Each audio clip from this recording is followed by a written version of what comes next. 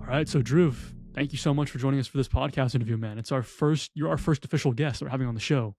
So thank Yeah, you so thanks much for for being having me. here, I'm honored man. to be here. Yeah, Yeah, no worries. really cool. I mean, I guess, Om and I were Yeah. debating on asking you this, right? Because before we started this podcast interview, we were compiled a list of questions to ask our guests, right? Mhm. But Makes sense. Yeah. on the general list of questions we wanted to ask every single podcast guest before the conversation even starts, um, why are you here? Why'd you decide to, join the podcast? Yeah, the main thing was I thought it was a really interesting concept. Like, as he's mentioned, we haven't really spoken that much, and it's an interesting idea to have connections with people that you haven't really talked to yet, and then explore those and build a connection live on a podcast. That's like a very interesting idea, and I wanted to be a part of that. Yeah. Yeah, no, I mean that really is the premise of our whole podcast. I mean, especially with the university that we go to. Right? I'm not going to say it, but the university Yeah. that we go to, I think Mhm. the social atmosphere of our university is so dead. Have you noticed that? Our school is just socially dead. Yeah. So I Mhm. came up with the Little bit. idea of, and I think maybe Om can relate. I mean, he goes to a different university, right? But I think maybe Om I can can relate to a 100% certain Yeah. relate. can relate to a certain degree, and that's what ultimately inspired Om and I to start this podcast, just bringing people together, right? And I think, like you said, it's an interesting concept to just bring on college students that we don't have a previous connection established to, just start like small talk conversations, and then hopefully Yeah. network with them over time. So I mean, thank you so much for joining Yeah. us today. We're looking forward to getting to know you. Mhm. So I mean, Yeah. yeah, just Same introduce here. yourself. Yeah, so just introduce yourself to our audience members and who you are, where you're from. Yeah. So, hey everybody, I'm Dhruv. I'm at school with Dylan here. I'm not going to mention it for obvious reasons, but basically he invited me on this podcast, and I'm a business student currently in college, and that's kind of what I'm trying to pursue, what I'm trying to network on, and this is a great opportunity for both doing that and to just kind of make a connection with some people in an interesting environment. Yeah. Is there what field are you trying to get into within business? Yeah. Specifically fintech, so financial technologies and things like that. Yeah. Okay. Asset management, data analysis, Wow. that space. Yeah. Okay. Yeah, I do a little data analysis myself. So Because Yeah. we're all college students here, right? I mean, what do you guys think? Oh, specifically, we'll ask Drew first, and we'll go around. What do you guys think about the argument Yeah. nowadays that, I mean, I guess was coined by people in our generation, our young generation, that college is not worth it? Like, what do you Yeah. guys think about that? Now that we're actually in university, what do you think about that argument? Kind of have to agree in a certain aspect. The premise of college was degree makes you qualified for a certain position. I don't think that's true anymore. I Mhm. think the main purpose of a college environment is to have social connections and network with people that are going to be in your generation and going to be rising up through the ranks with you. And I think because of the fact that it has been kind of shifted to that, it's not worth it if you're going for just a degree. Like, I don't think an art student is particularly utilizing their degree any more than their talent. They don't need any qualification to say they have talent. If they have talent, they'll have it. But having those connections with professors and having a university and an institution behind them might be a little bit better. And I think the same thing can be applied to business. And there are definitely degrees where you need this kind of certification qualification that says I have passed this level of curriculum. But I think it's on a case by case basis now instead of a degree makes the person. Yeah, you couldn't have said any better. To me, I think about that argument, right? For me, the way I look at it is, it's funny. Before I entered university, right, right when I graduated from high school, I went up to my sister and I told her, because she's graduated college a long time ago. She's a doctor now, so Yeah. she's long gone with all that stuff. So I told her, I'm like, I don't see the point in college nowadays, especially for kids my age or especially people in my generation, right? And she said that maybe you don't go into college with the expectation of, let's say, maybe getting something academically out of it, but more so getting something out of it in terms of networking and meeting individuals who are like-minded, similar to you, similar interests, Yeah. right? And connecting with individuals. And I Yeah. think that that's what I'm mainly focusing on in college nowadays. And that's the experience that I'm taking out of it, I think, right? And I mean, so Yeah. far specifically, I mean, our situation's a little unique, right? Because our university is a commuter school. Yeah. It's not known as a typical university Mhm. that kids would come come to dorm to, and, you know, aspire to go to, right? It's Yeah. normally people's backup option, you know? So our university is a little Yeah. different. But so far, I think my freshman year, the first semester, it was actually all of freshman year. It was hard to enjoy. It was hard to adjust to from going from high school to the university, because in high Mm. school I knew everybody. It was a social, you know, it was a socially active school. Everybody knew each other in classes. You know, you could talk to people in class. It was just so much easier to network and socialize. But Yeah. I think the first thing that I'm being taught in college is that you actually have to go out of your way to network with people, and it's actually really uncomfortable sometimes, but it's necessary for personal growth, right? Because at the end of the day, I mean, this is Yeah. what it takes to, you know, excel in your career or in the workforce, right? And or just in life in general, Yeah. really. You got to put yourself out there.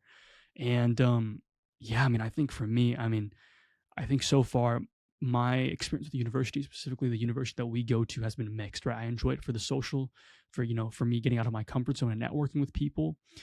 But for academically, it's whatever. I mean, it's okay. Yeah. But yeah, what I about think you? that's kind of the trend with all universities.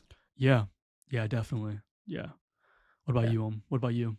I definitely think it's half and half. I really do agree with you don't need college. It does give you a roadmap and kind of a path to follow, especially because I study computer science, and nowadays you can just do a boot camp. Yeah. But you know, there's a lot of self accountability on that part, Mhm. and sometimes just having the degree to back you up and also giving you a roadmap, it makes it a lot easier to get into the field that you want to go into. Plus, I kind of advocate for university, especially for the communities that are kind of historically at a disadvantage. A lot of the work I do, I go to underprivileged schools and I teach them computer science, mainly because college is a viable option out of, you know, the situation that they're in. So I do advocate for college and the fact that it is a good way. It's a traditional way to increase your socioeconomic status, but from kids in the Western world, maybe, uh, or kids in a better position, it might not be the most viable option. It also goes back to the fact that for networking, it's just good to have people around you that are on the same path as you.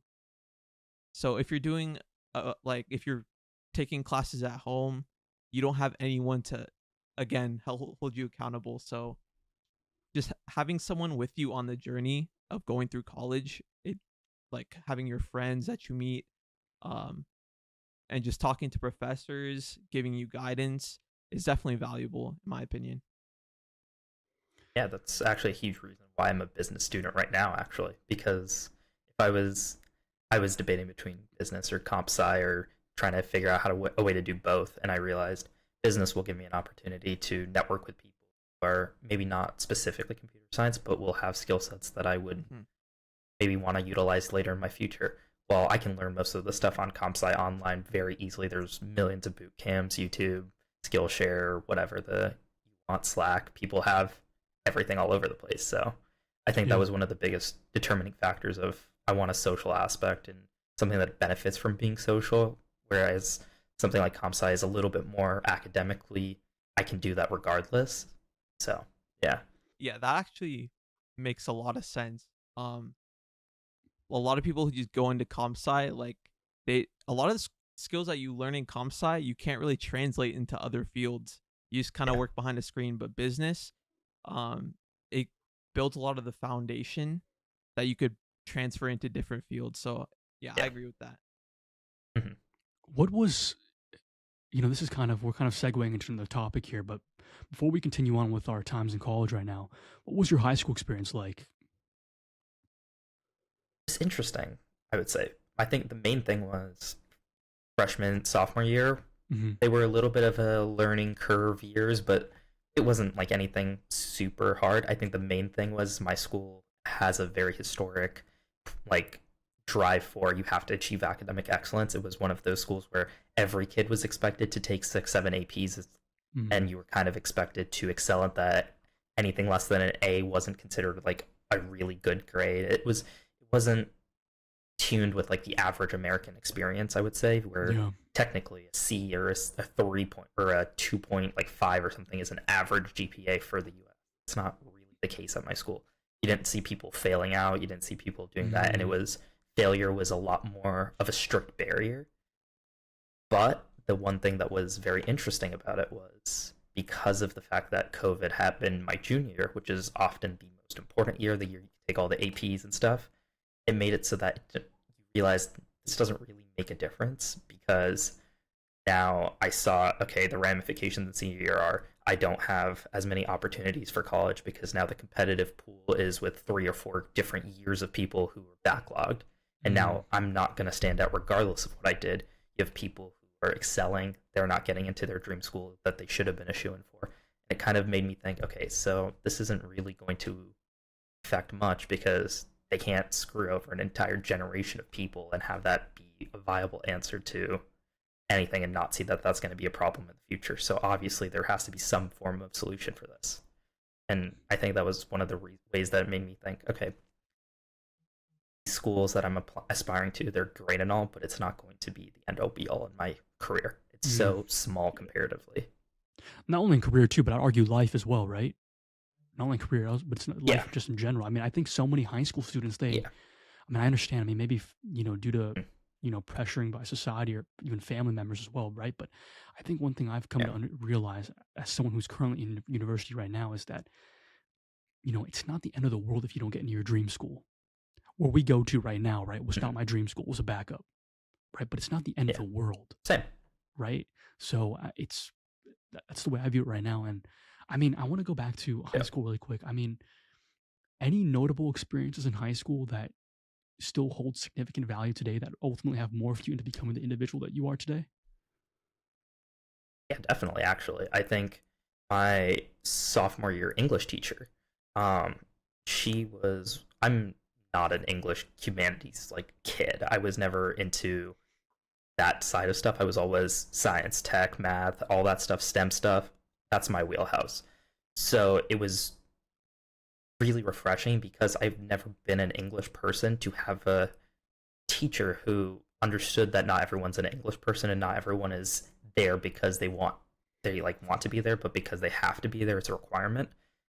But I actually enjoyed that class. I never have enjoyed English classes. I've never thought they were of great value to me because my thinking was this isn't going to apply to me because of the fact that it's only teaching me skill sets for creative writing or writing in a way that doesn't necessarily apply to anything I would be writing for. I understood English is important, but not that style.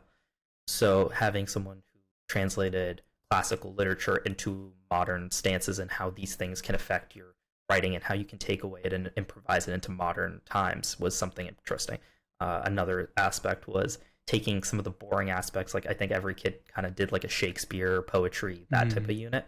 Yeah. Instead of just reading poetry and analyzing it, it was, okay, now have volunteers act it out, make the class enjoyable, have fun with it a little bit, so that you both get the material and also it's actually interesting in the way it's supposed to be taught.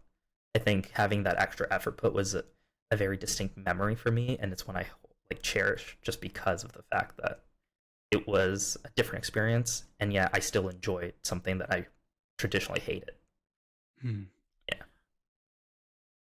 Yeah, I mean, I think, I think all of us as students wish we could have teachers like that, right? Teachers who make the classroom atmosphere suitable for everyone, regardless if they enjoy the subject or not, right? I mean, I think that's where a lot of teachers lack nowadays. They just want to do their job, but not do their job the right way, right? And I think that's what ultimately separates great teachers from, just average teachers in general. And I remember actually, back to, how our high school experience was. I mean, would you say our high school experience wasn't like Drew's per se, right? I mean, in terms of being an academically sound school, right? I mean, we didn't have that. I mean, at least in my class, most students, I would argue, didn't graduate with a high GPA. They barely made the bare minimum, like 2.5, right? It was really rare to find those students. It was like a very select amount of students who graduated with like a 3.5 or higher, right? Honor students, CSF, Key Club or whatever, right? So it was really rare. But I think, I mean, Om and I, we both met when I was in 8th grade heading into freshman year. And so I used to play basketball, and Ohm and I both used to play basketball. I remember I met him at LA Fitness close to our high school. And it was always common for, all the high school kids to go to LA Fitness to play basketball, to pick up basketball, right? And I remember the first time I met him, I asked him, Yeah.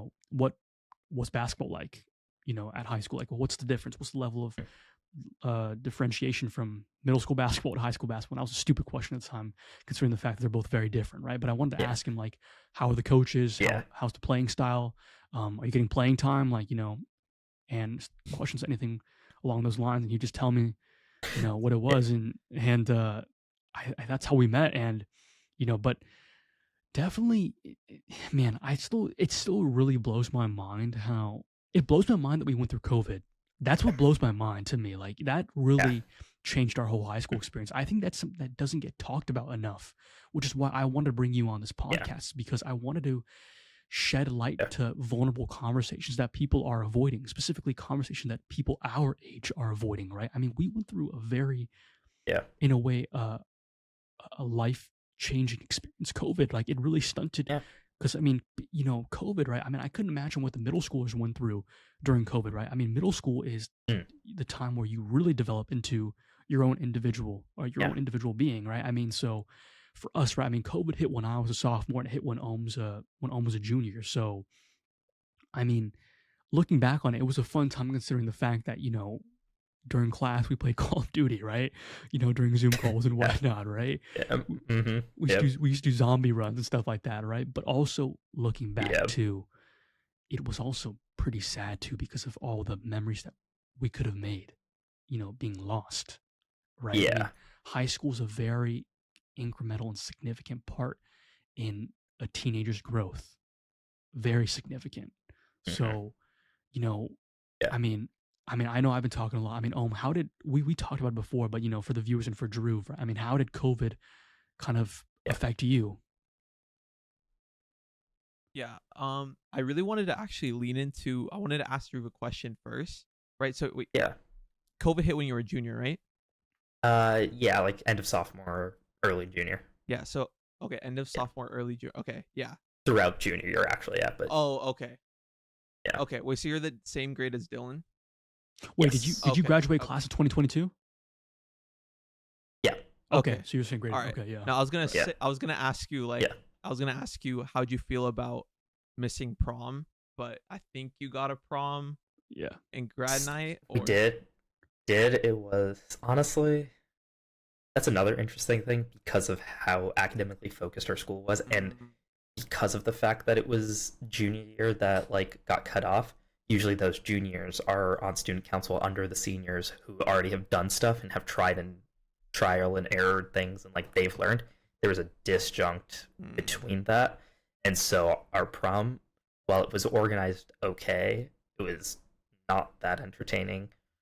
It was like a 5-hour event that they scheduled. Like, they scheduled a venue for 5 hours, but they only really had about an hour and a half worth of activities that were doable, and all of the activities that would have been like you could do for maybe a 2-hour time frame and then leave, or 2-hour time frame do something else, were things that very limited amount of people could do. So some people very much had like a lot of fun doing stuff. Some people were kind of just like watching other people do things. I mean, so it was an interesting thing, and I think that's actually a pretty big thing about COVID. Was we don't talk about how much of a disjunct there is. Usually, the junior year people, they'll learn how to act as seniors and what seniors do, and mature a little bit in that time frame, and actually become the 17, 18-year-old like almost adult people that they should be. There wasn't that. And then I also noticed that the 7th and 8th graders who basically missed out the transition to 9th grade, they came back as sophomores, and usually those are the people that have, okay, freshman, you're still like a kid. Sophomore, you've mellowed out and you understand, like, okay, now I can like chill a little bit. I don't need to be still like a kid, hyperactive mentality. They never had that opportunity. They still acted like the 8th and 7th and 8th graders that they really were. Yeah, I relate to that, because I never, circling back to Dylan's question, I didn't get that opportunity to transition into a senior, just because it was cut off junior year, and then my whole remote, or my whole senior year was remote. Mm. So a lot of the stuff that I grew up hearing, like, oh, prom, I didn't get either prom. Oh wow. Yeah. My friends held one, which is like, that one is cool, but something about seeing everybody dressed up, seeing everybody, Mhm. getting to connect with people. I only got to connect with like 8 people, right?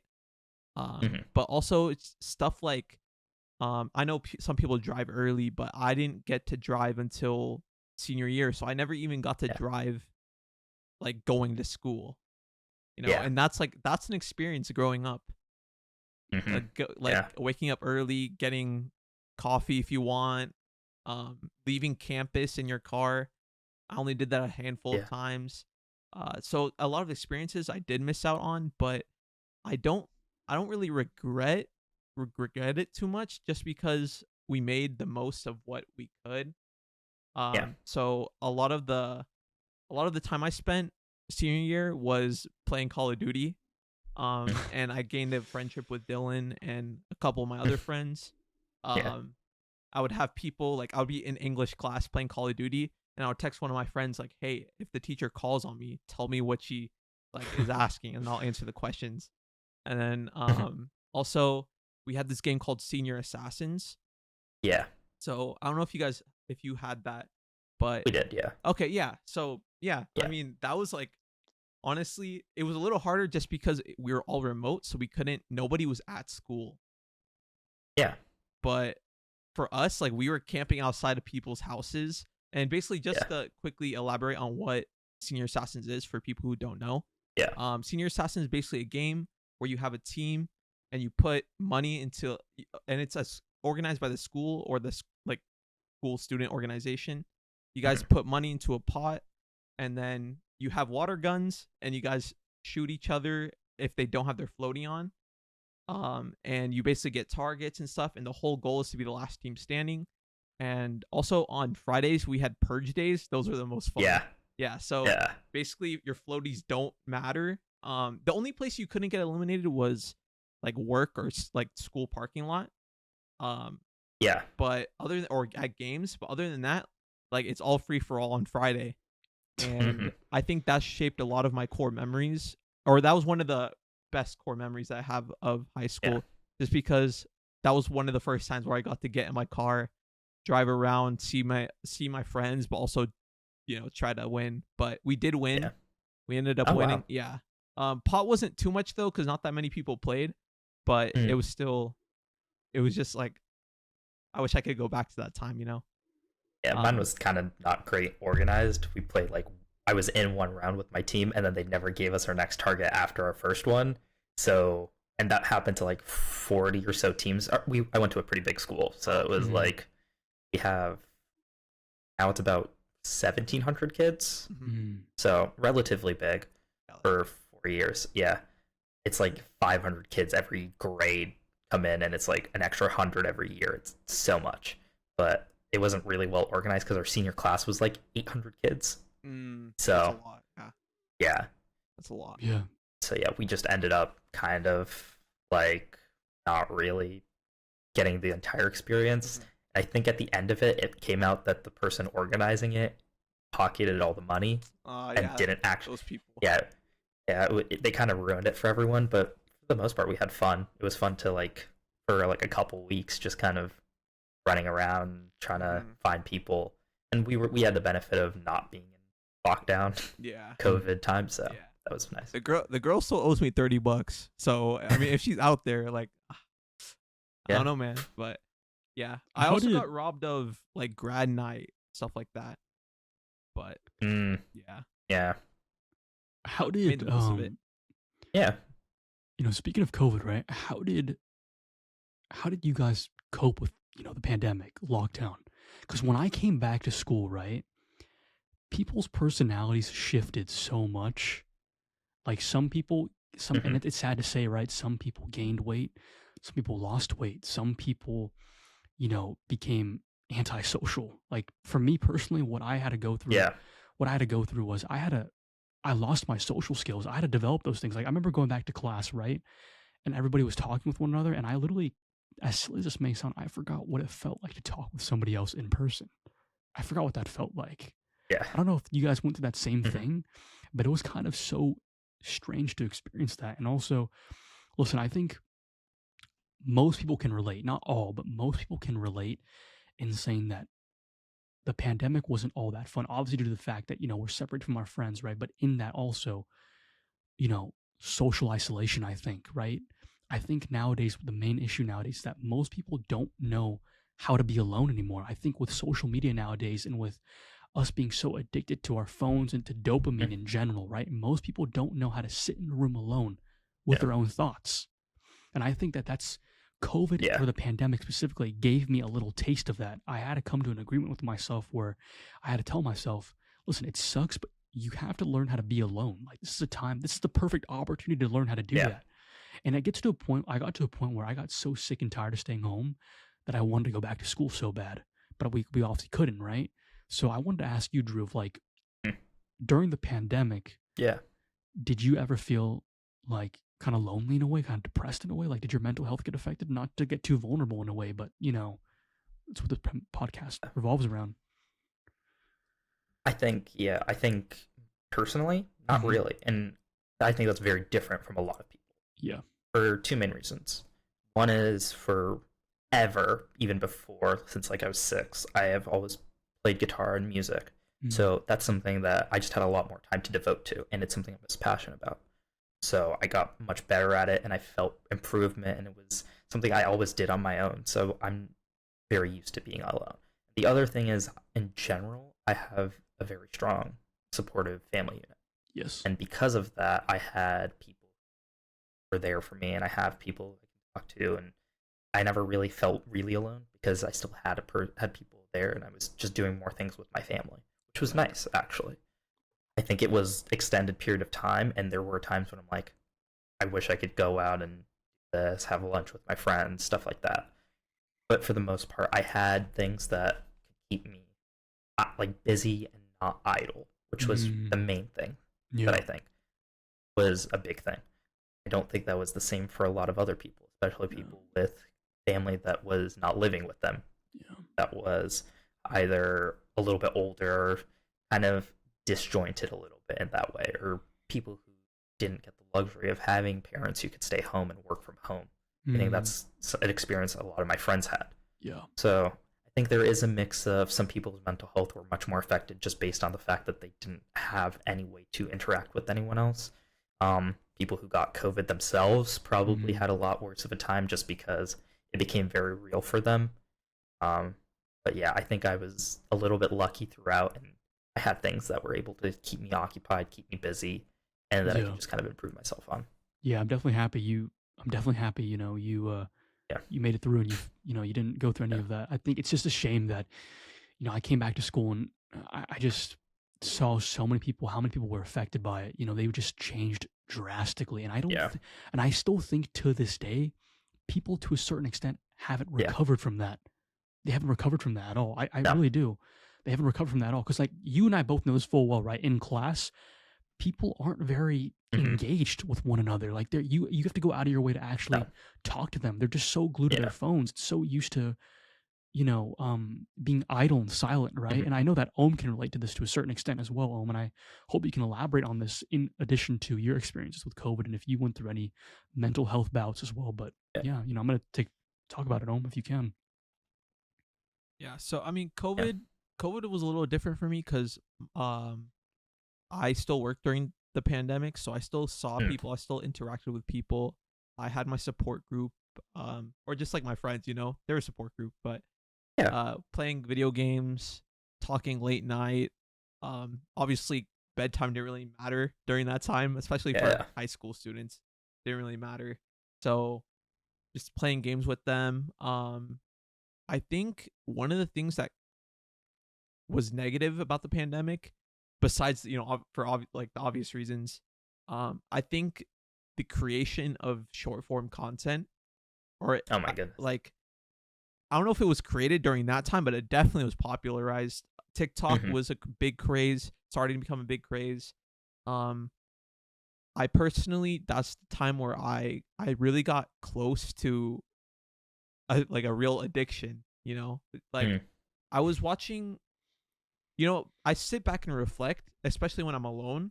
And obviously, we were alone during the time, right? So I would just sit back, kind of analyze myself. And I went into the whole like self help, self Mm. help pathway. But I think I did it in the wrong way, where I started just watching short form content about it and watching like just spending all my whole day on YouTube watching these videos. But I was kind of tricking myself to thinking I was doing something, but in reality I wasn't. I was just, I didn't really apply anything. So that was my experience. Like I think, especially when we went back to school, I like my freshman year in college, my work ethic was shot. Like Mm. no, I didn't have I used to have a like good study routine in high school, and that evaporated when we had online classes. And then when I went back, I got my first semester, I just got like obliterated. I didn't know how to study Mm. anymore, just because my senior year was just my senior year. It definitely should have been harder than it was if I was in person, but just because everything was online, like I didn't have to pay attention in class. Obviously I have the freedom of my phone right here. I don't have to pay Yeah. attention. So I think that definitely has some long-term effects once once the pandemic ended. Um I also I got COVID. COVID was still like a thing when I went to college. So we Yeah. all had the masks, and we still distanced from each other. And I remember I got COVID the winter break, or not winter break, but right before finals. Mhm. And so I got moved to a hotel because I live on campus. So like people were interacting with each other, but they really weren't. Everyone wearing masks, like Mm. I said. And Yeah. yeah, I got shunned, thrown away into the hotel, and I didn't get to talk to anybody. And it kind of felt like quarantine again. Mm. And yeah, I don't know. I just those times I definitely felt lonelier, but I Mhm. still had people to talk to, so it wasn't. Yeah. It definitely not as worse as it. It's not as bad as it could have been. So Yeah. yeah, Yeah, I I mean mean, it was I livable.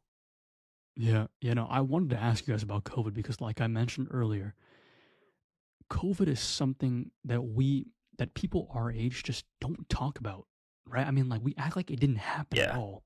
We literally act like it didn't happen at all, Mhm. but it affected so many individuals. But they don't want to talk Mhm. about it, right? So it's important to have conversations like these vulnerable conversations that people are avoiding, right? Because sometimes it's the most vulnerable conversations, the conversations that you purposely avoid that could change your life for the better. And Yeah. I wanted to ask you guys that, but transitioning into a more positive topic, though, right? Um, we want to ask you Yeah. too, Drew, Yeah. right? To introduce you to, to let the viewers know, so hopefully they can be inspired by your story and whatnot. What other interests, what interests do you have outside of school? Like any hobbies, like any ultimate, Yeah. plans to, to execute after college ends? Yeah. So, like I mentioned, one of the things is I have hobbies in music and Mhm. guitar and things like that. But a lot of the stuff that I am really passionate about is a little bit more career oriented and a little bit more.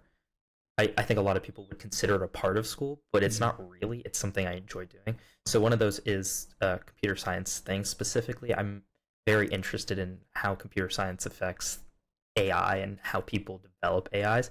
That's one thing that's become a really big topic, and a lot of people consider academic, but it's very interesting, especially in the space of AI in the form of hardware. So one of the things I also played a lot of games and stuff like that. Yeah. And one of the reasons I got into that was I first followed like tech news about the hardware itself on top of playing games. And one of the interesting developments that's happened is AI integration as a hardware specific tool on top of specific components in like a computer, for example. So to keep it a little bit simple and not super technical, you have things that allow you to render a screen in very, very high resolution, make it look really, really lifelike, but at much lower power consumption and at much lower performance consumption because AI replaces those pictures with better quality pictures by filling in the gaps. And one thing a lot of people don't realize is that hardware specific tools like purpose built hardware is a lot more efficient at what it does. So if you buy something general purpose, it'll be efficient in some ways, but it won't be nearly as efficient as a machine that's built to do one thing at one time at a set interval of times. So that's where AI is very interesting, because it acts both as a general purpose tool and hardware and purpose built hardware for certain things. So that's one interest that I have. And that's a field that's kind of being utilized in different things. So like I mentioned, I'm specifically trying to go into fintech, financial technologies. A lot of AI's work is predicting markets and predicting trends about different things. So it's kind of where that overlap happens, but it's just very interesting to read about, interesting to learn about, interesting to talk about for me. I think that's one of the main things. And actually going back to the COVID point, I think that was a positive of COVID, because I would have never really got so heavily interested in this without having had to spend time alone thinking about things other than just like social interactions. So there's a lot of bad that happened with COVID, but I think a lot of good could have been taken out of it. And we can reflect and realize that we had a lot of hobbies and a lot of interests and passions that we would have never explored without that isolation. No, certainly. Yeah, no, I agree. I mean, yeah, you definitely went above and beyond with the interest question, without a doubt, right? Yeah, I mean, yeah, I'm rooting for you. Yeah. Yeah. Well, I have a quick question. Wait, do people Yeah. actually use AI to predict stock market trends?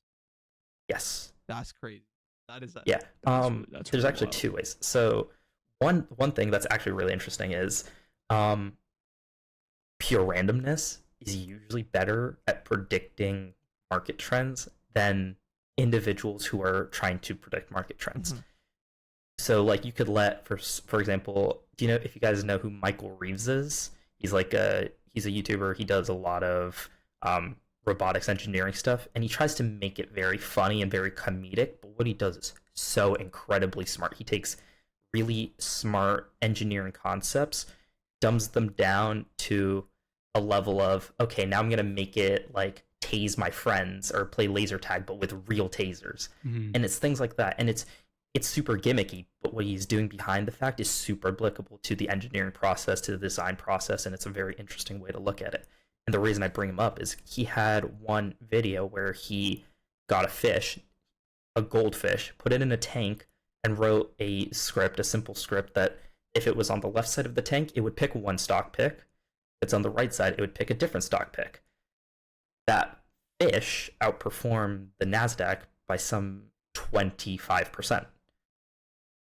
On the other hand, you had people, he wrote a different algorithm, which was a sentiment analysis robot. I'm pretty sure Ohm might know more about this.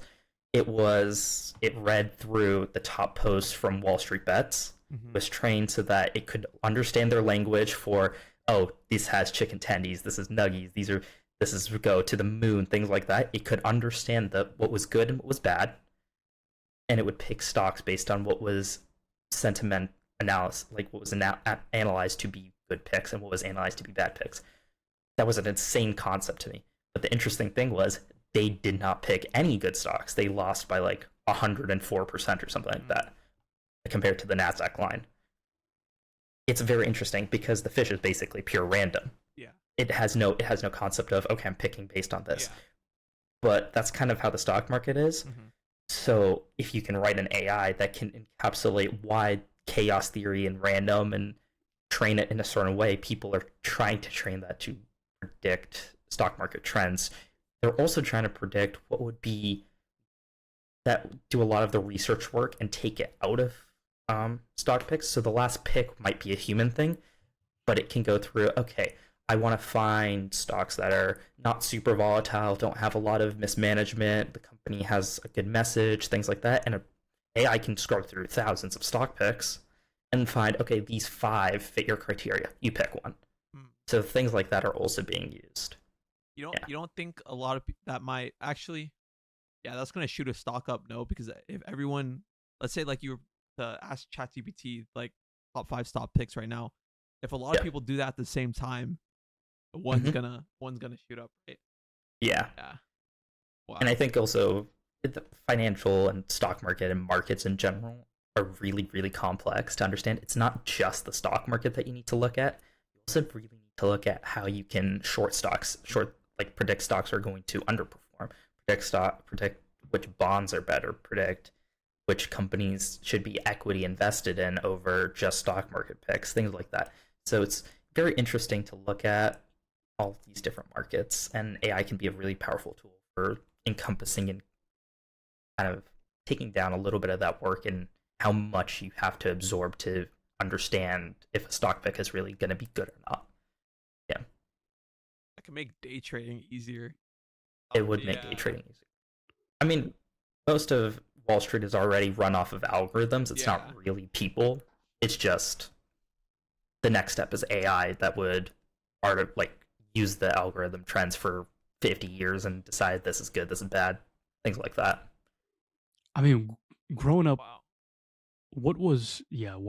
That is one word to describe all that. That's literally what I was thinking the entire time inside my head. But what was your dream career growing up? Like when you were younger, right? Everybody has a dream career when they're young. Always daydreaming and fantasizing, right? What was your dream career? Honestly, I think I always wanted to own a company, actually. Yeah. I was like, I grew up reading about like Bill Gates and like that, and how actually the way I grew up reading about him was, he's the guy who spent billions on malaria research. He's the guy who spends billions on giving people access to technology and education in places where they don't have it. He's the guy who is doing as much as he can to get people and get the biggest and smartest people on the planet the tools they need to actually achieve that greatness. So that's kind of, I wouldn't particularly say Bill Gates is like a role model or like a specific hero for me. It's more of just, I grew up reading about things like that and people like him who all put their expertise and their mission to, I have this freedom to give back to people. And that was kind of what I wanted to do. So I saw owning a business and becoming big and growing a business as a way to give back to the people in my life, the people who have supported me and the communities that have supported me. So that was always like a dream career in a way of mine. Like when I was really young, I wanted to be like other things. Like I was like, I want to be an astronaut and stuff like that. But I think when the first dream career where I'm like, I want to do this, and it wasn't just like, that would be cool, is want to be like a self-made entrepreneur and make it big in that way. I Omen and I talk about this all the time, right? We can totally relate with you on the part of number one, being self-made, number two, but also giving back to the ones that we care about, giving back to the community after we accomplish whatever it is we choose to pursue in our field, right? That's one of the reasons why we started this podcast, is to ultimately give back in some way, give back to the viewers and providing stories of inspiration for them to take positive action in their life. But number two, also use the earnings that we obtain, right, to give back to our family members. And then also, while at the same time, pumping it back into this podcast by investing in a studio someday, maybe, right? And also, bringing guests in person to interview them. But I think for me, and Omen's going to answer this answer after what I'm about to say. For me, the dream career when I was younger was, there was just so many, right? But I think there's just so many. The possibilities are endless when you're younger, right? But for me, there were two main ones. Number one, or three. Number one, being a self-made entrepreneur, similar to you, Dhruv, because you grew up reading about Bill Gates. Who else? Was Elon Musk pretty popular when we were pretty young? He wasn't as popular as he wasn't really popular. Bill Gates, Jeff. You knew about him. Yeah, exactly. Bill Gates, a little bit of Jeff Bezos, Warren Buffett. Even though Warren Buffett's just an investor, right?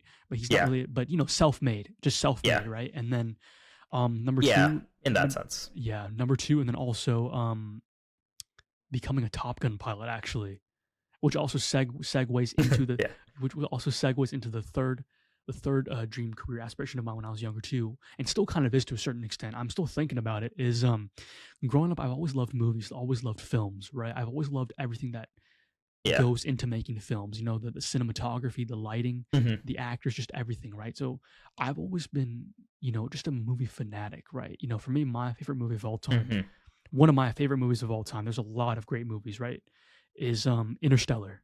I think Interstellar is just it's just mind blowing. And That's a beautiful movie. it's absolutely mind blowing, right? It ticks off all the boxes of just a perfect movie, pretty much, close to it at least. And for me, I've always loved just acting, and it wasn't until my first year, last year, where I took an acting class for the first time, right? And the freedom that I found with being able to access and express a spectrum of emotions, embodying these characters, right, was just so freeing. And I legitimately think that everybody, at least one time in their life, should take an acting class, not because you want to be an actor, but because to put yourself out there and to put yourself in an uncomfortable situation and to access a part of yourself that you've always either known was there and were too scared to access it, or didn't know was there, right? So for me, that class was just so transformational for me and really bringing me out of my comfort zone, right? And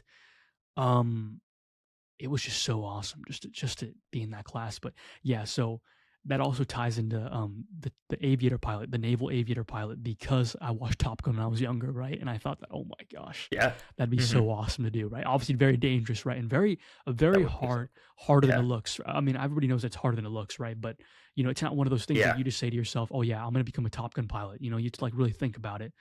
Similar to becoming a self-made entrepreneur and like any of these other careers, right? So those two things go hand in hand. And honestly, like I mentioned earlier, Home and I both hope to take this podcast as far as we can go. And we know that if we don't give up, this has the potential to generate success with, just like with anything in life. But also, I mean, I think the main thing that people our age fail to realize is that we're all still so young. Like the societal pressure of being in college and the pressure of needing to have your life all figured out, right, is a major problem that a lot of people are plagued with, specifically in college, right? When you're in college, right, when you're either from 18 to 22, right, you're still so young.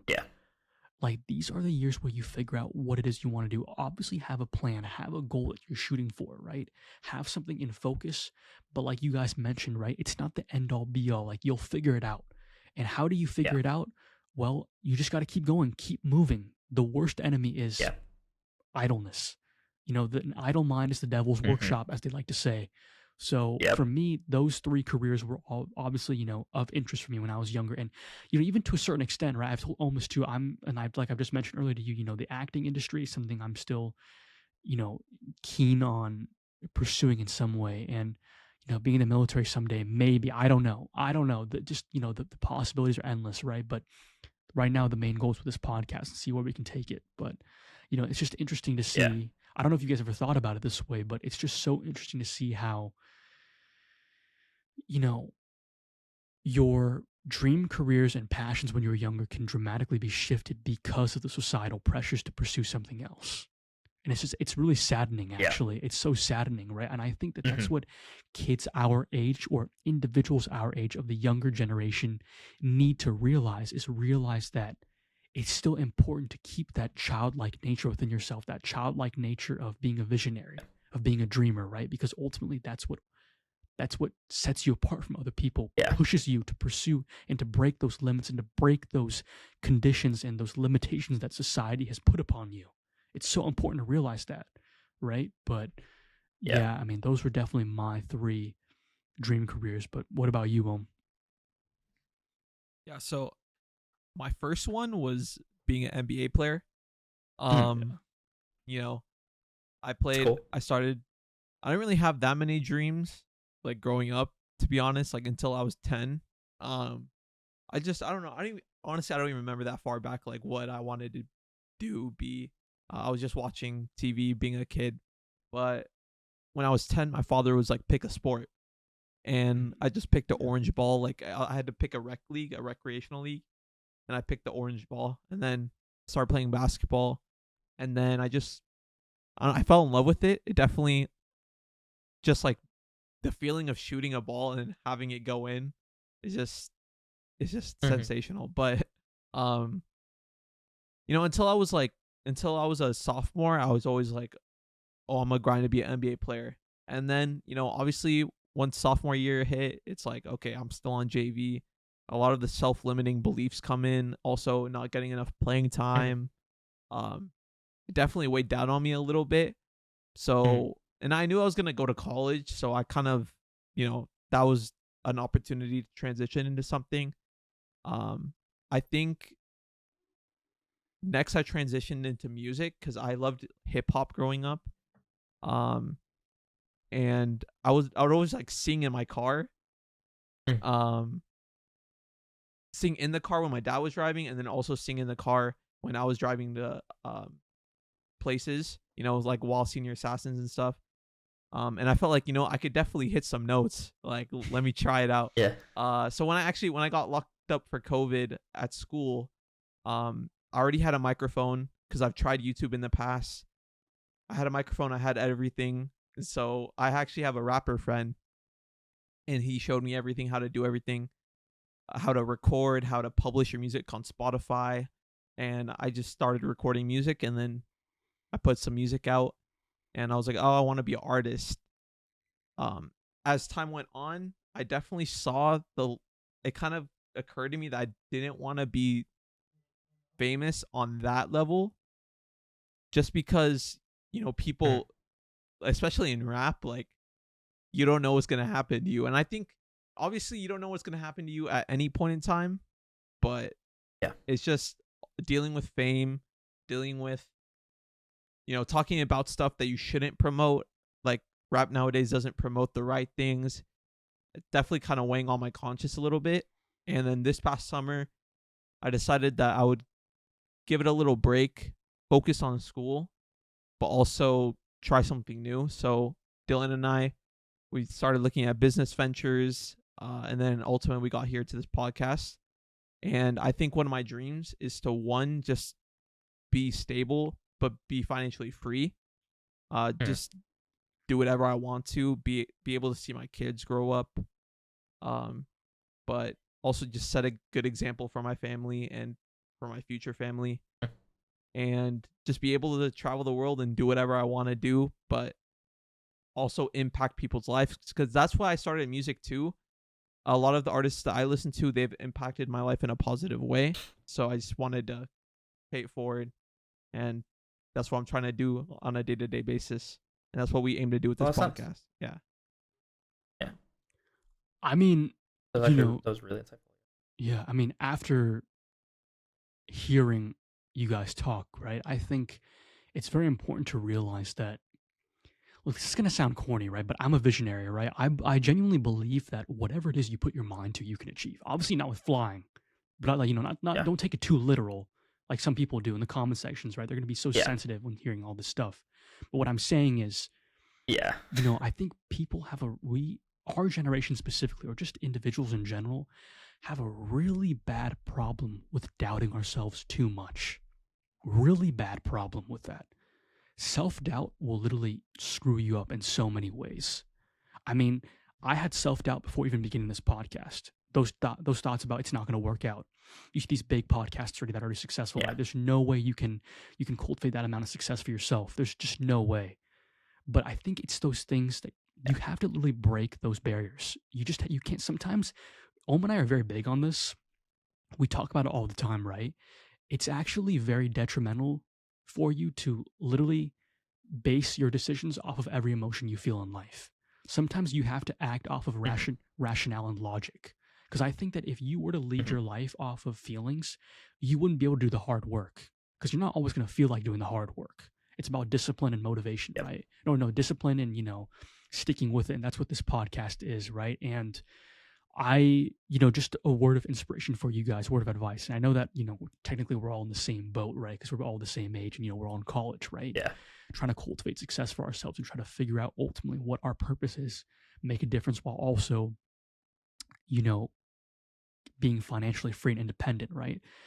The advice that I would give to you guys is, but also to myself, is don't give up. You know what I mean? Like, just because someone says you can't do something doesn't mean that you can't do it. For you, Dhruv, I mean, you've got big aspirations. After, I know Om and I can agree with this full well, right? After hearing you talk and how well you articulate your aspirations, whatever it is you're passionate about, I mean, we can tell full well that not only do you have a bright future ahead of you, but also you have potential that, it doesn't matter if Owen and I both realize it. What matters is, do you realize your potential, right? Do you realize that? Because ultimately it's going to be you that's going to take you from point A to point B, not us, right? And I also think that this is another important mentality for people to really process, specifically kids our age too, is that nobody's coming to save you. Nobody's coming to save you. This is something that took me a long time to realize, a very simple fact to acknowledge, right? But difficult to accept. And there's a fine line between acknowledging something and accepting something. Something that took me a long time to accept was that nobody's coming to save me. At the end of the day, it's your life. If you want to go get something done, you have to go get it done. And you have to make that internal agreement with yourself and ask yourself, am I willing to do whatever it takes to get the job done? And it's a simple question like that, right? And those simple internal dialogues and conversations that you have with yourself are what separate the hyper successful individuals from the average performing individuals, essentially. So I think that the reason why I wanted to ask you guys what your dream careers and aspirations were when you were younger is so you could reflect on, do those dream careers and aspirations ultimately align with who you are today and the direction that you're going in life? That's why I wanted to ask you guys that, to make you reflect and think, right? So, but I mean, it's just, it really is. I always love asking people that, because it's just, you can tell who a person is and, their characteristics and their traits by what their dream careers are and aspirations are. You can tell who they are, right? And I think you guys are on the right track. I mean, you're my podcast partner, so, wherever I go with this podcast, you're going as well. But Dhruv, you're definitely on the right track. And, and I both, we wish you nothing but the best, man. But, as we're coming to the end of this podcast, we hope you enjoyed this podcast because we loved having you on. But I did, great. We have a general list of questions that we want to ask every single one of our guests that we bring on. These are actually the most vulnerable conversations, most vulnerable topics and questions, right? That really bring out those deep discussions, right? So this, as we're nearing the end of our podcast, let's start asking these questions. So, the first question, it's a very simple one. I mean, it's always asked all the time. What is the meaning of life to you? Happiness. That's very simple. So I think happiness isn't the same as ecstasy. I think that's a confusion. It's not a feeling of constant euphoria or constant, like, you never feel any other emotion. Happiness is everything you do should be directed towards things that are for your own happiness first, but not in a selfish way. So you shouldn't have to detract from other people's happiness to have happiness yourself. That's not real happiness, and that's not really like the case with being happy in a sense. I think one of the major problems is we all chase happiness in external sources in a way when you should be able to be happy with who you are and what you are today. If you're not able to feel that way, then obviously there needs to be some change in your life that you need to make. But that's something you have to reflect on. And looking for happiness outside, well, yes, doing something that I enjoy does make me more happy or elated, I would say. It's not it's not a state of happiness. It's just a temporary, I'm now happy for this reason. One like metaphor I was always told is when you eat like a dessert or like an ice cream or something, that first time you have it, you're happy, and you can probably finish one piece of that dessert, one scoop of ice cream really easily. Now, if you had to do that with 20 cakes or something, or 20 scoops of ice cream, you're now going to start feeling sick. You're not happy anymore from doing something that originally made you happy. So obviously, you weren't happy because of that thing. You're happy because for a moment, you were doing something you enjoyed, and your mindset was happy. And I think that's something I want to cultivate. Have a mindset of happiness, have a mindset where regardless of what I'm doing, I can find a little bit of joy in it, find a little bit of happiness in myself. Yeah, you worded it perfectly. And I know Omen, I could definitely agree with you on that. I mean, we talk about it all the time, right? It's what ultimately, it aligns with our moral compass. You know what I mean? It's what keeps us, reflecting on the direction that we're going in life. But I mean, to me, and then Omen will answer after it, the meaning of life to me is what we talked about earlier, right? I think when we all die one day, right? This is a tough topic for everybody to realize, but you're spoiler alert, Yeah. you guys are all going to die one day, right? This is a tough topic for people to realize, right? But Wow, didn't know that one. exactly, right? Exactly. But at the end of the day, you can't take those external possessions with you to the grave when you die. Regardless of how you feel about another person, you might hate this person, you may dislike this person, you may even dislike yourself. But at the end of the day, you're going to die one day, right? So it's very important when you die, at the end of the day, the only things you take with you to the grave are not your external possessions, not the materialistic items that you've earned and that you've amassed through your success, but rather the memories that you've cultivated. Oh, okay. That you've cultivated, right? Sorry, Dylan, you paused there. I think you paused for a solid like 10 seconds. Oh, did I pause? Yeah. Am I good now? Okay. So yeah, I was just saying like you're good now. I was just saying like, at the end of the day, right? What matters is the impact that you have on other people's lives. That's the true meaning of life to me, right? And I think that heavily goes hand in hand with not leading your lives, and kind of goes hand in hand actually with what you said about not leading your life with the obsession of seeking the external, but rather the internal, right? Being fully satisfied with who you are. Because if you're not satisfied with who you are, if you can't even help yourself, if you don't even love yourself, how can you love others? I think is important, right? So I think for me, the important thing of the meaning of life to me is about, fulfilling my role. That's the true fulfillment I get, being able to provide for my family and knowing that I did my job as a man, ultimately, is providing for my family, putting my family first, essentially before myself, putting my community first, right? Providing for other people first. That's the true fulfillment that I get from my life. And ultimately, I think that is the problem with society nowadays is, number one, leading your life with emotions too much rather than rationale and logic. And number two, from that, indulging in hedonistic pleasures, thinking that those things will provide you with the happiness you're looking for and that you've been seeking, when in reality, the happiness and the satisfaction that you're seeking does not come from those things, but rather how, the internal and how you help others, giving back to others. That's the true meaning of life to me, I think, is about serving a role, so yeah, that's what I think. But what about you, Om? Definitely, I agree with everything you said. I think just fulfilling your role to your family, making everyone's lives better, especially also out in the world, making a positive impact. But also finding serenity and just finding, just being calm, finding tranquility, being confident with yourself, being confident, and just having no regrets of what you've done. Right all your wrongs, and when you're on that deathbed, having no regrets of what you've done. And just being, when it's time to go, just being okay with it. I think that's the meaning of life to me. Yeah. Next question. Dhruv, what is the greatest piece of advice you've ever been given?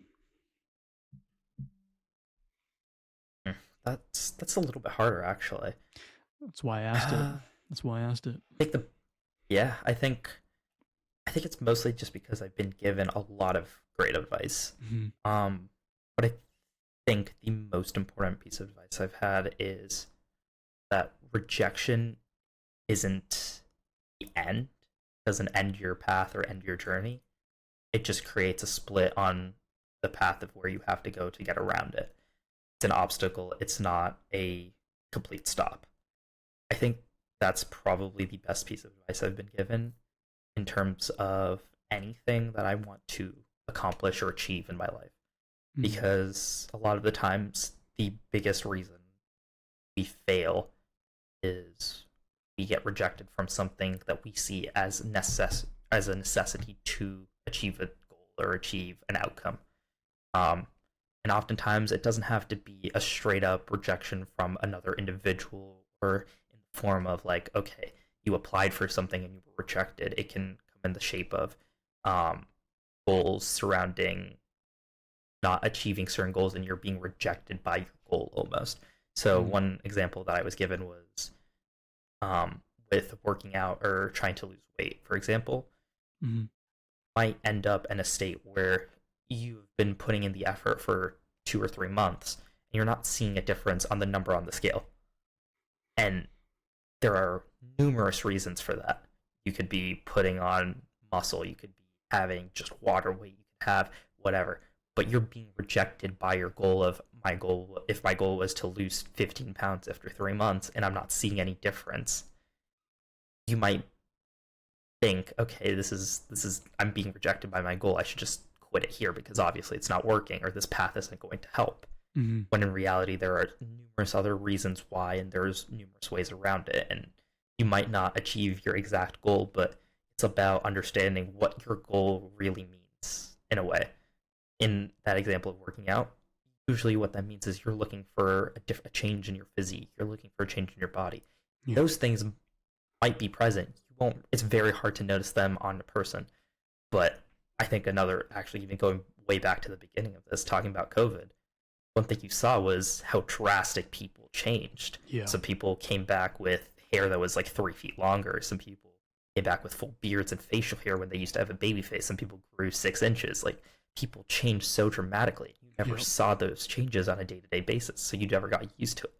And if it was people who were working out, for example, chasing a specific physique or a goal of a physique that they wanted to look like, a lot of the times they were completely different looking than when you see them, and you can see real change.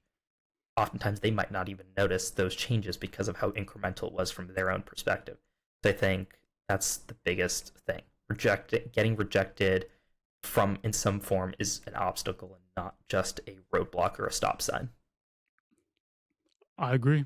I think rejection is one of the things that holds people back, or the fear of rejection is one of the things that holds people back from taking that risk. So I agree. That's a great piece of advice.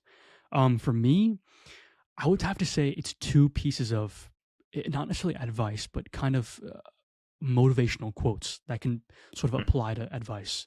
Yeah. The first piece of advice being, these are 2 quotes that I heard from the Chris Williamson podcast. So anybody who's watching this right now, and even to you guys who I'm talking to right now, check out his podcast.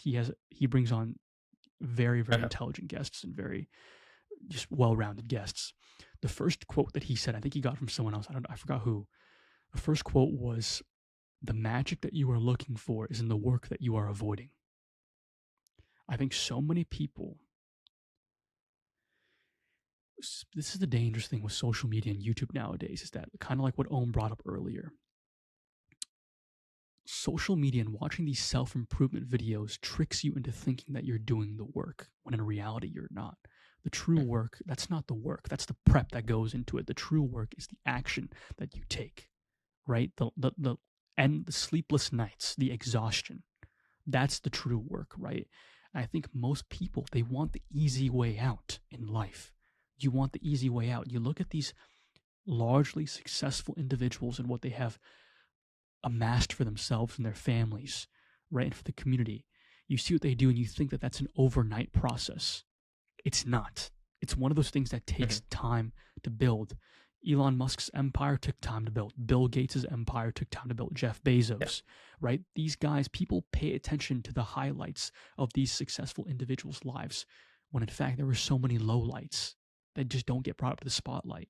That's the dangerous thing with social media, is that it manipulates people into paying attention, into believing into these highlights, and thinking that someone's life is just 100% of the time perfect, when in reality it's not, right? And the second piece of advice is, so I talked about this a lot with Ohm, right? Loneliness was something that I struggled with heavily growing up, and it's something that I still, to a certain extent, kind of struggle with a little bit. Loneliness and the idea that, people don't understand who I am, my dreams and my careers and my aspirations, and I kind of feel like an outsider. To a certain extent, I still do feel like an outsider, in class, right? I feel like there's nobody I can relate to and talk to.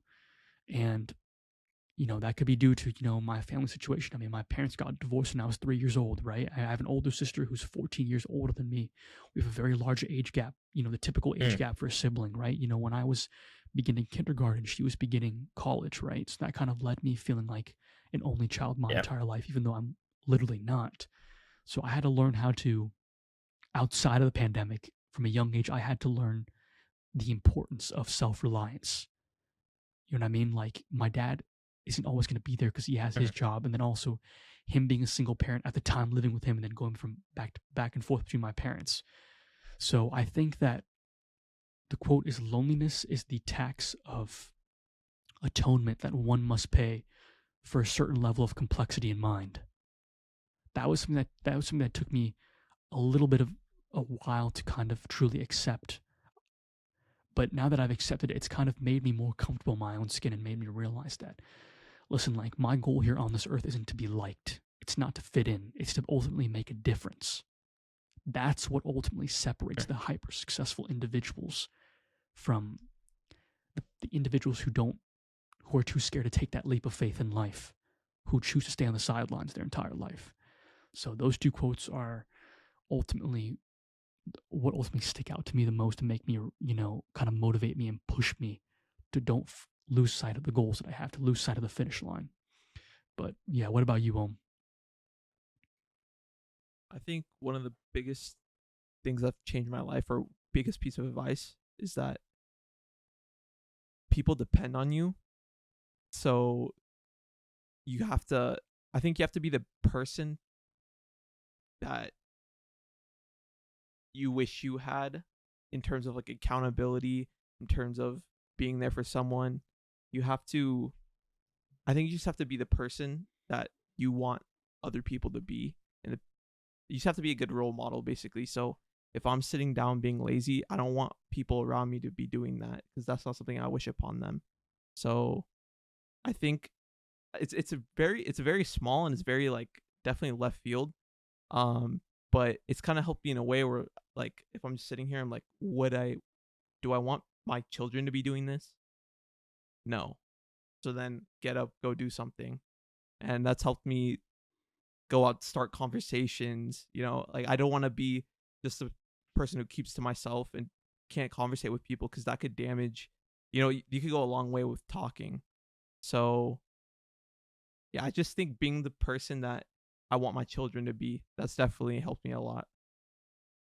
I wanted to add one thing before we move on to the next Sure. question. Was That's actually I know you said, like, you said it was kind of a small thing, but I think it's actually a huge mentality shift that a lot of people don't have, because it's almost an extension of, like, the golden rule of treat others the way you would want to be treated. But it's an extension in the way of, it's no longer about making others do something, but it's people follow by example. At the end of the day, a lot of people are going to be people who follow.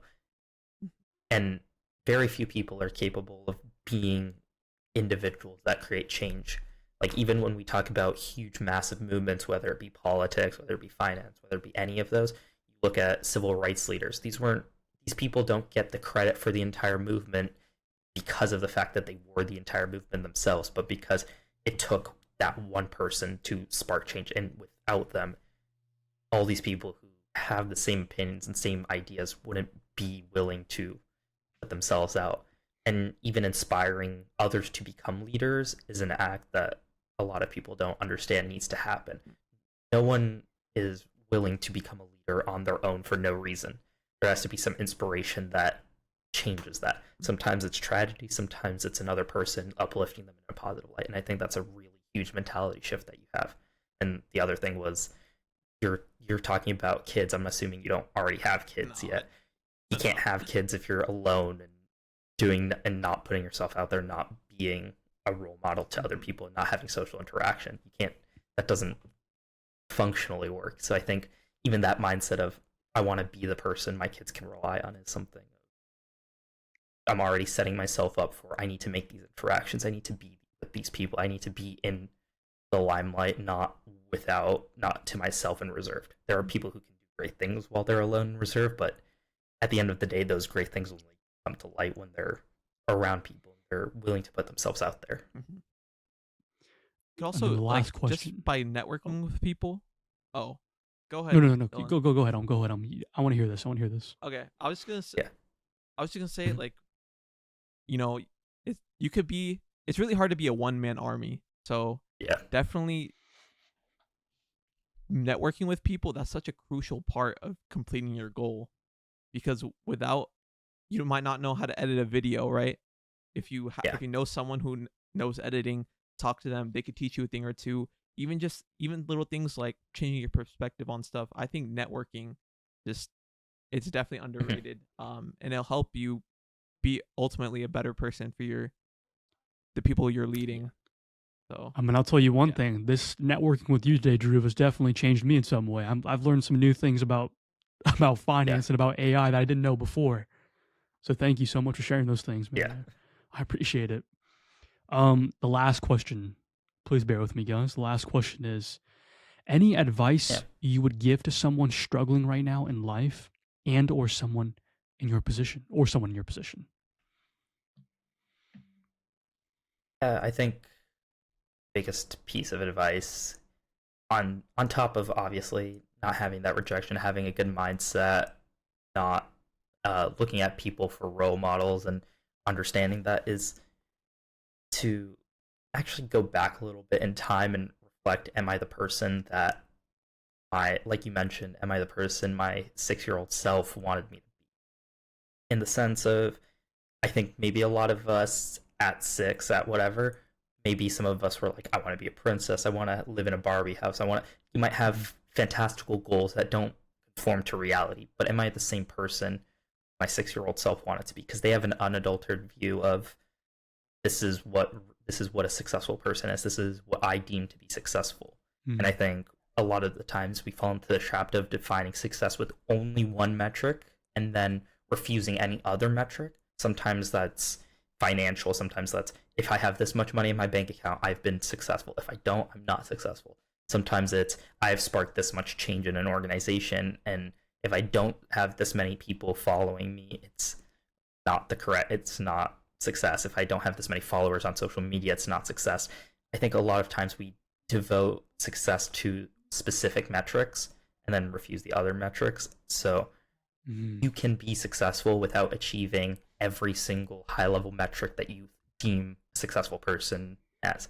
I think a lot of people would consider you successful is if you can have a functioning life where you're getting enough sleep, going to work 8 hours a day, taking care of yourself, and being in a place where you are functioning as what people envision an adult to be. Yeah. If you look at someone who's uber financially successful like Elon Musk, he's not going to be taking care of himself in the same way that a person who isn't that hyper successful is. He's sleeping maybe 3 hours, sleeping in his office. He's documented as people like Mr. Beast, who has a huge follower count on YouTube. Yep. He lives in his office. People who have these hyper successful metrics are often sacrificing success in other areas of their life. Exactly. So I think this kind of boils down to two pieces of advice. One is we all at the end of the day, we all have the same 24 hours, regardless of how much money you have in your bank account, regardless of how many followers you have on social media, or how many people you know. So your success is going to be based off of trade-offs you make in life.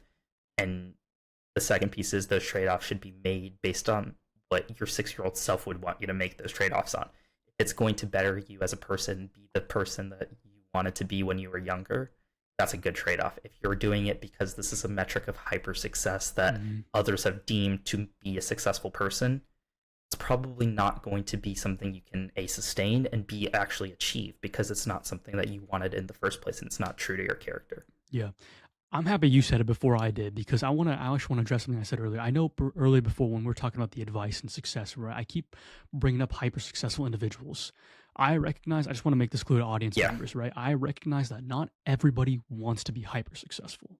Success is defined differently by everybody. Some people want to work 9-to-5 jobs, and that's okay. There's nothing wrong with that. Absolutely nothing wrong with that, right? So kind of like what Dhruv said, right? I think to piggyback off of what you said to answer the question, the biggest piece of advice I would give to someone struggling right now is piggyback off of what you said. This is your story. I think most people, what they don't realize in their struggle is that, well, the mistake that they fall into, the trap they easily fall into, is that they compare their life to somebody else's too easily. And everybody knows who David Goggins is, I assume, right? He's that crazy dude who's on social media telling people stay hard and this stuff, right?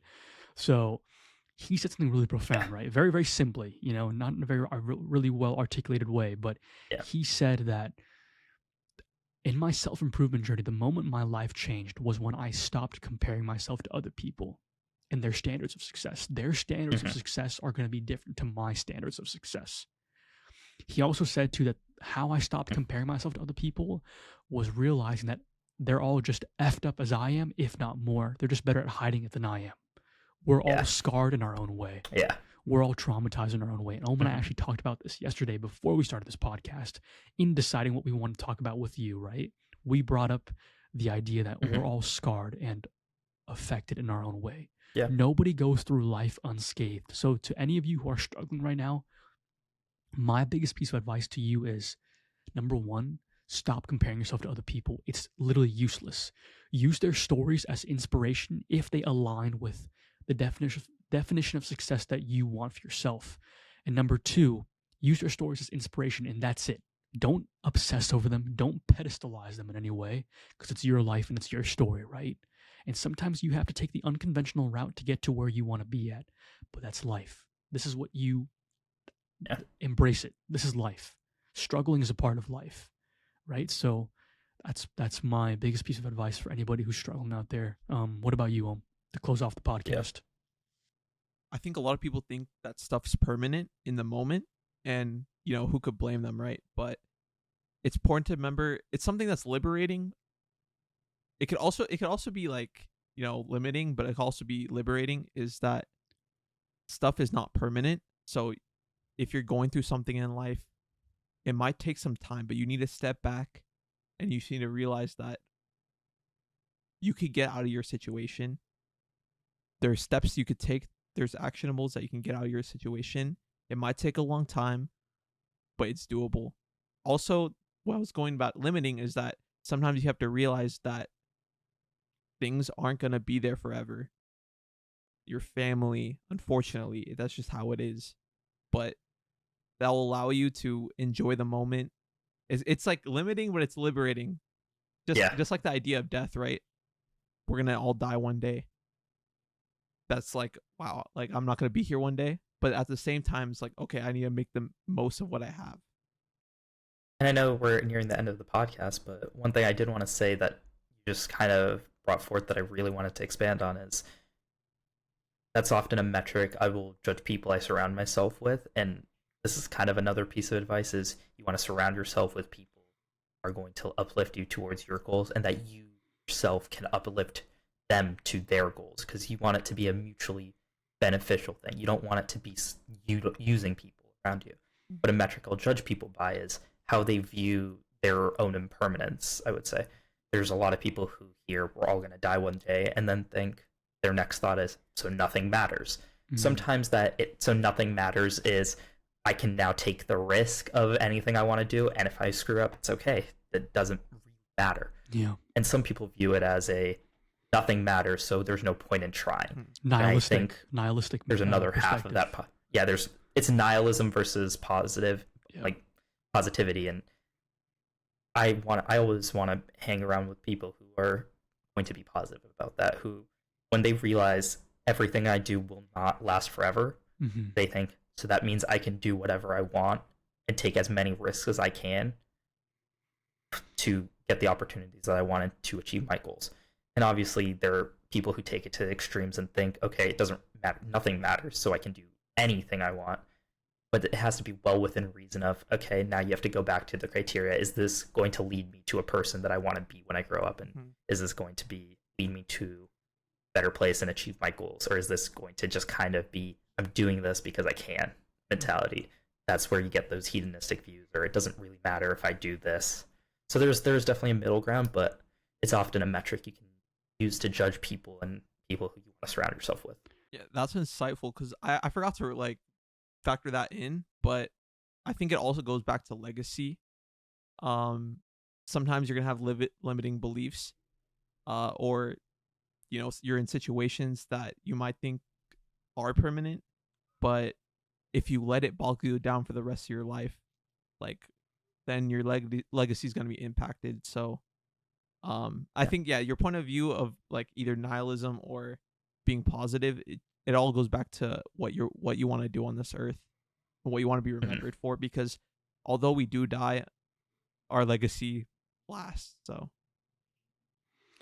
yeah, I mean, that concludes the end of our podcast, but I did I do want to say also, again, Dhruv, Owen and I both thank you so much for being our first guest on this podcast and, you know, being open to being on this podcast, right? It's not every day you get an offer, an invite from a complete stranger that you don't know saying, hey, do you want to come on our podcast? It's not every day you get something like that, right? So we thank you so much for being open. And, you know, I knew from day one when I first saw you in class and just seeing how much you participated, right, in class, I knew, you know, you had you have a bright future ahead of you. And, you know, this conversation reinforced that even further to me and to Om as well, I know.